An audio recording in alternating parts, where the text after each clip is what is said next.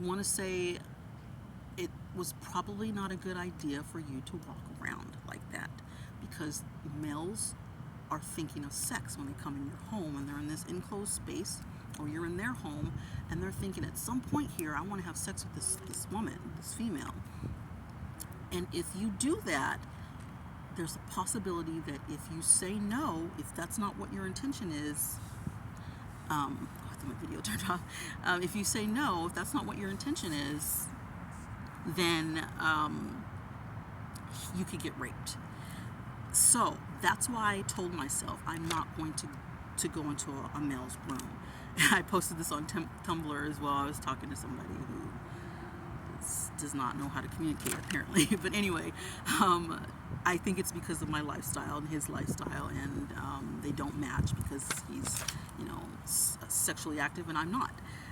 So I don't think we match. So anyway, so I put that out there, and I had to make sure and emphasize that I'm not going to go into your room unless you are my husband. And when you write stuff like that, people, they'll look at it and they'll be like, oh, okay, she's not going to do this, she's not going to do that, and I don't want to be with her, I don't want to see her, I'm not going to hang out with her, nothing.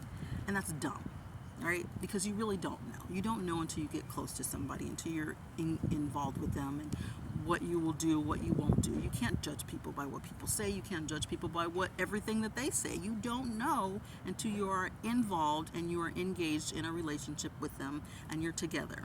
So if you make a judgment about somebody based on what you see, you're making a really sad mistake, and you could miss out on something really beautiful and something sacred, and maybe something that could be meant to be that you're throwing away, saying this is not what I want. So, for all you males out there who get pissed off if a female does not come into your room or come into your home, or she doesn't let you in, you need to wake the hell up, because her body does not belong to you. I don't even care if you're her husband or her boyfriend or whatever, father, whatever. You don't own anybody's body. We don't own anybody except ourselves. That's why you need to take care of yourself and think of it as a temple.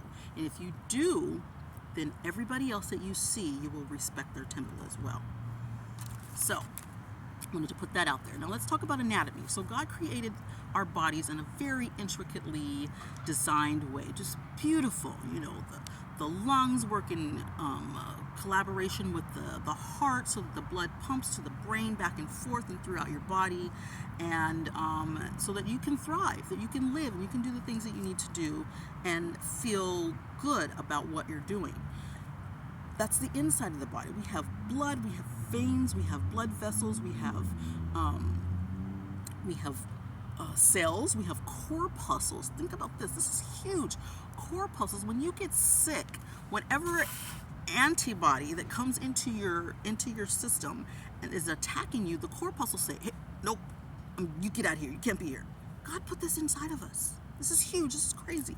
It attacks it. The corpuscles attack it. It surrounds it. And you should look this up because it's very fascinating. It surrounds it and it's just like, nope.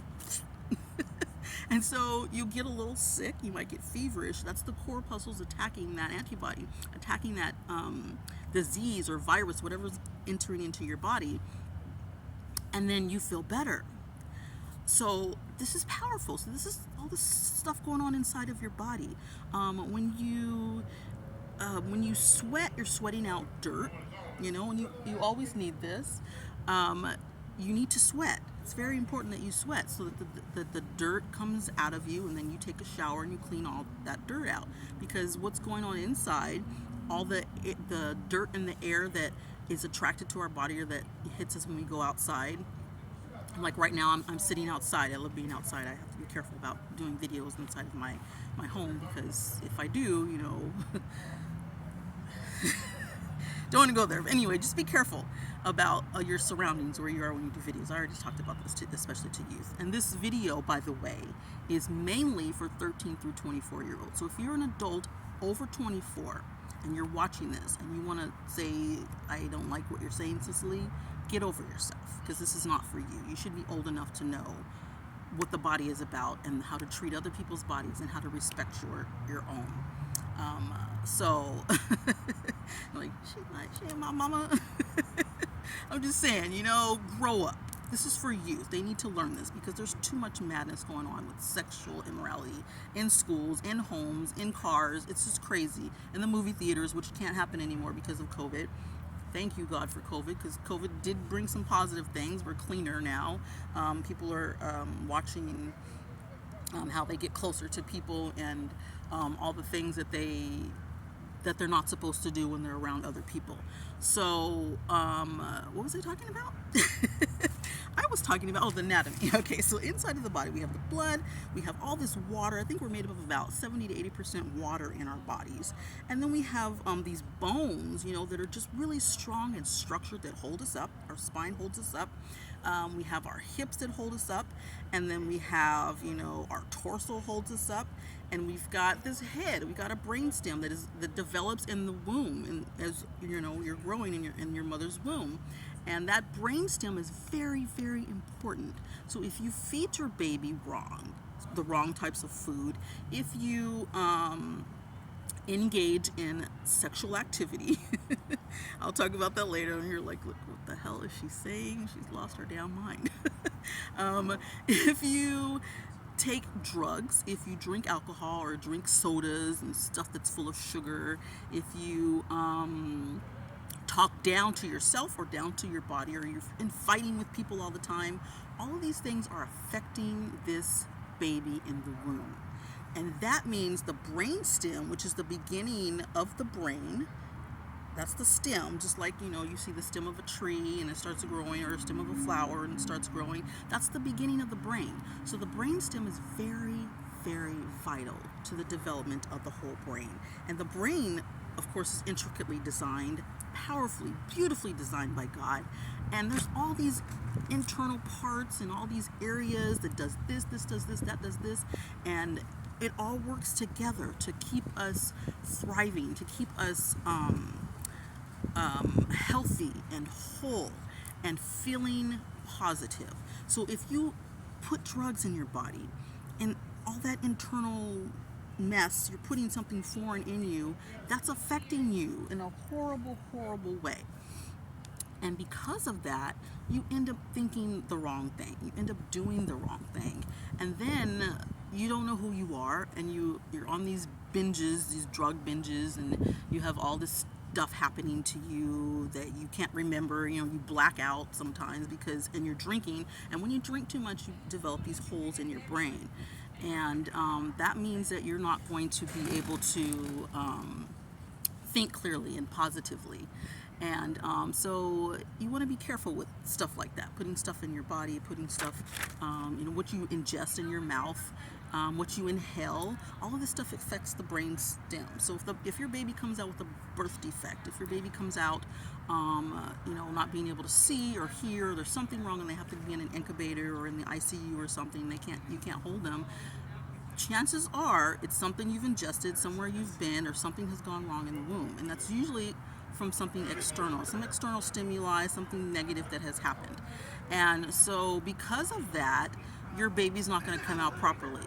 And if you treat your body disrespectfully that way, then you're not going to be able to think clearly. So if you've done drugs, if you drink too much or drank too much, you still have those holes in your brain.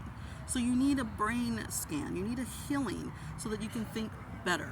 If you engage in excessive sexual activity, it will make you mad. You will lose your mind. So you go crazy when you have sex too much.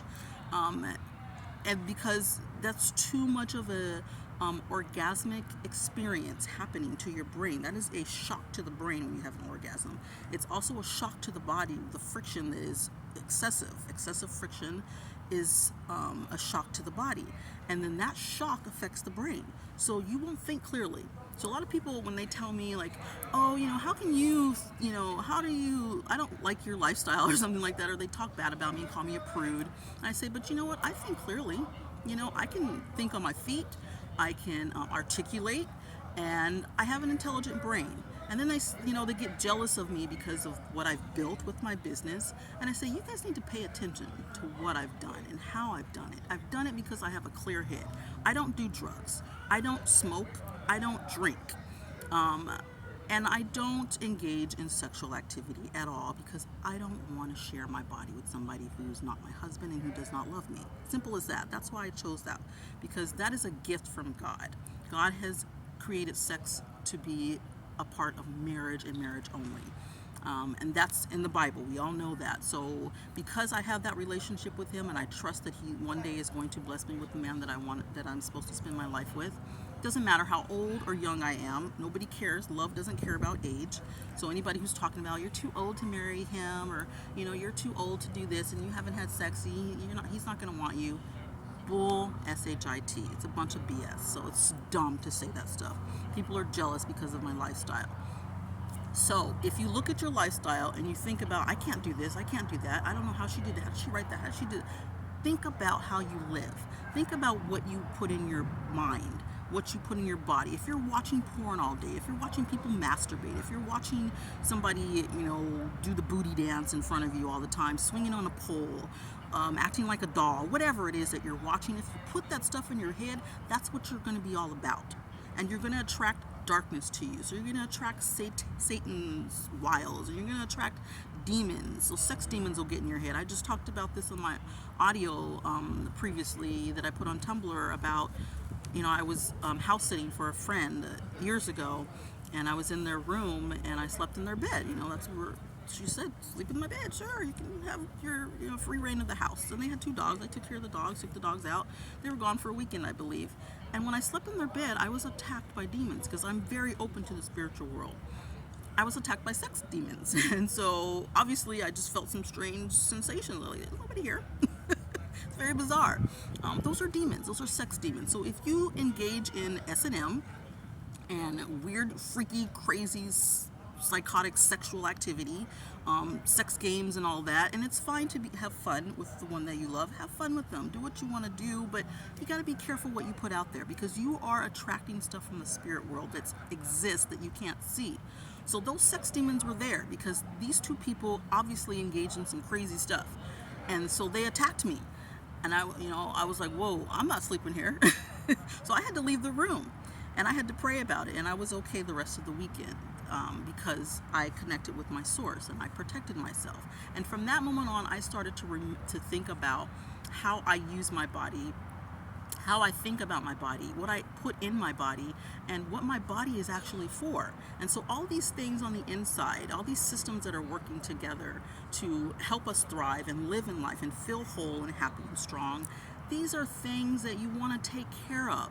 Now, if you're a bodybuilder and you work out and you try to eat right, and then you go and you have excessive sex and you mess with people and you do this with this body and you mistreat this person and use this one and you're a butthole raper, if you do that, then you're not in sync with what your body is all about. So that's all just superficial. Everybody sees you looking good, like, oh man, she got some really great abs, and look at his body, whoa, no, he eats that, yeah, okay. And then they go and do stuff behind closed doors. It's in contradiction. So your brain is chaotic right now, thinking, why are you doing this when you're doing this? Why are you doing that when you're doing this? So it's confusing. And it's getting warm today. Man, I'm just loving this winter. Are you? So you have to be careful what you do, what you put in your body, and how you treat your body. So that's the inside of the body. And then we have the external body that I just got finished talking about.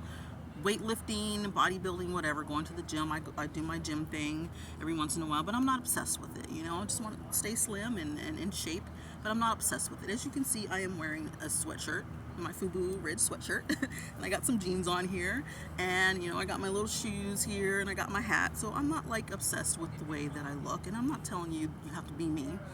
I'm just giving you an example. I have to talk about the body, so I'm not going to show you my body. I want you to listen to my words, and you don't have to flaunt what you have. If you're comfortable with it, if you feel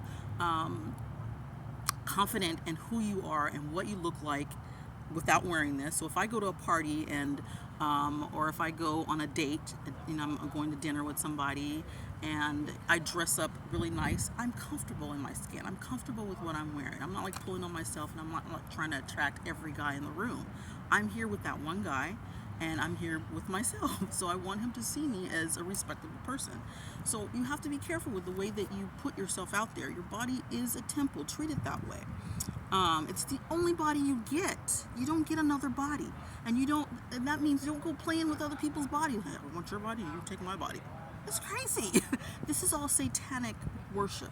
This is what Satan wants us to do. He wants us to hate ourselves so bad. He wants us to use other people. He wants us to use ourselves to the point where we just have so much self-hatred, no self-esteem, no sense of self-worth, no confidence, and we just like, we will not stand up for ourselves. We let people mistreat us and use us and do whatever they want, wipe their feet on us because we mistreat ourselves. So if you mistreat yourself, if you mistreat your body, everybody else is going to do the same thing because they know you don't care.